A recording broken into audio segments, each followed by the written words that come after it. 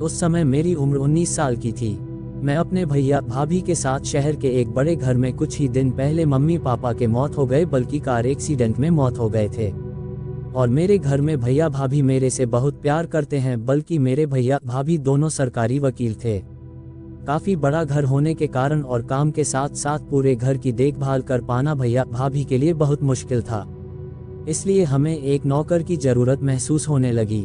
फिर एक दिन भैया के दोस्त ने अपने किसी जानने वाले के लड़के को हमारे घर काम करने के लिए भेजा।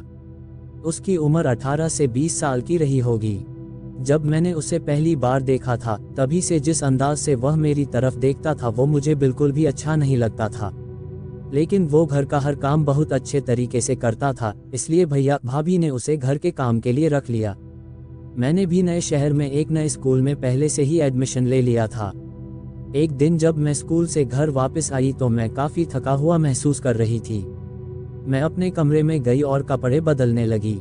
जब मैं कपड़े बदल रही थी तो मुझे लगा जैसे कोई मुझे खिड़की से देख रहा है। मैंने पास जाकर देखा तो मुझे किसी के वहां से भागने की आहट महसूस हुई। फिर मैंने कपड़े बदल कर बाहर जाकर देखा तो नौकर हमारी गाड़ी साफ कर रहा था। वो मुझे सर से लेकर पांव तक बहुत बुरी नज़रों से देख रहा था और लगातार मुझे घूरे जा रहा था। उसके इस तरह से देखने के अंदाज से मुझे काफ़ी डर सा लगने लगा था। एक दो बार मैंने भैया को इसके बारे में बताने की कोशिश भी की थी कि मुझे नौकर की हरकतें बिल्कुल ठीक नहीं लगती और इसे आप काम से हटा दो, लेकिन भैया ने इस पर ज़्यादा ध्यान नहीं दिया क्योंकि वह घर के सारे काम बहुत ही अच्छे से करता था। फिर एक दिन मैं सुबह थोड़ा लेट उठी क्योंकि उस दिन मुझे हल्का बुखार था और स्कूल जाने का बिल्कुल भी मन नहीं था। भैया भाभी अपने स्कूल जा चुके थे। मैं फ्रेश होकर नाश्ता की और दवा खाकर रूम में लेट गई और टीवी पर कुछ देखने लगी। तभी नौकर मेरे कमरे में आया और पूछने लगा कि दोपहर के खाने में क्या बनाऊं। मैंने कहा कुछ भी बना दो।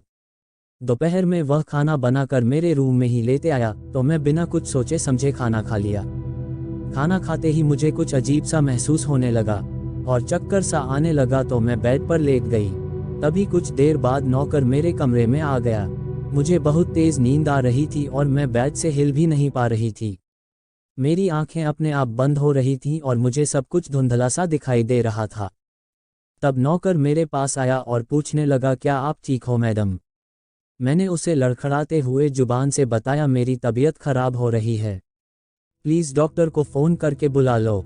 इतना सुनने का बाद वो मेरे करीब आकर बेड पर बैठ गया और कहने लगा, डॉक्टर की क्या ज़रूरत है मैडम, मैं खुद ही आपको ठीक कर दूंगा।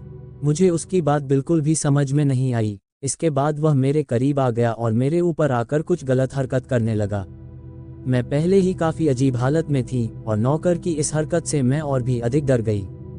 फिर उसने बताया कि आपके खाने में नशे की गोली मिलाया था ताकि आपके साथ मैं अपनी मनमानी कर सकूं। इस वजह से मैं बिल्कुल भी हिल-डुल नहीं पा रही थी और किसी तरह से अपने आप को जगाए रखने की कोशिश कर रही थी। तब वो मेरे पास लेट गया और मेरे शरीर के ऊपर अपना हाथ फेरने लगा। उसकी इस हरकत की वजह से मेरे दिल की धड़कन बहुत तेज चल रही थी। फिर उसने कहा कि मैडम आप डरो मत, आपको कोई दिक्कत नहीं होगी, बल्कि आप तो इसे और भी एंजॉय करोगी। मैं इस हाल में थी कि ना चाहते हुए भी उसे खुद को इस तरह से छूने से रोक नहीं पा रही थी।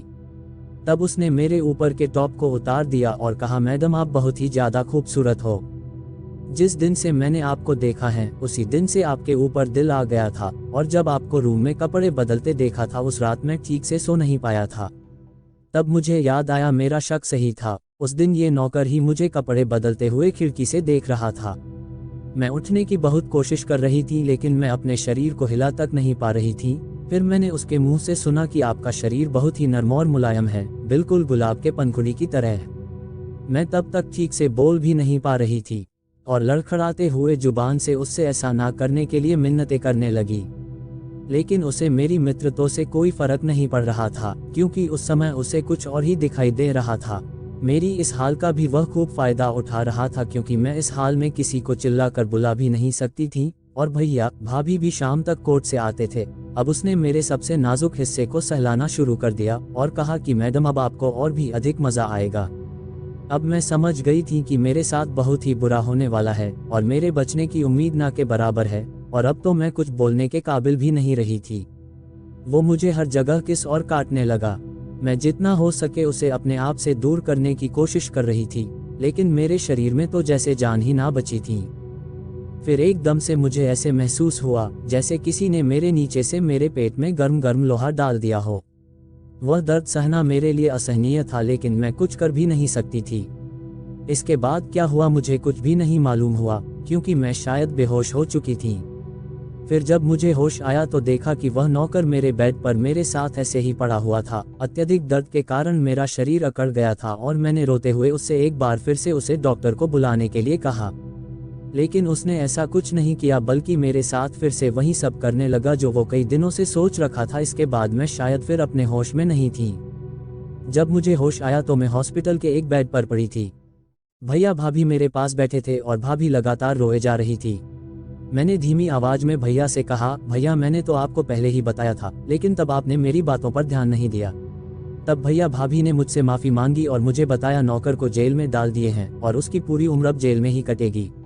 दोस्तों, कई बार हम कुछ बातों को छोटा समझ नजरअंदाज कर देते हैं, लेकिन वही छोटी छोटी गलतियां किसी की जिंदगी बर्बाद कर सकती हैं। इसीलिए हमेशा अपने घर की बेटियों बहन की बातों को ध्यान से सुनें और ध्यान से देखें, और उनकी सुरक्षा की जिम्मेदारी खुद लें ताकि वह ऐसे किसी लड़के की जाल में ना फंसे।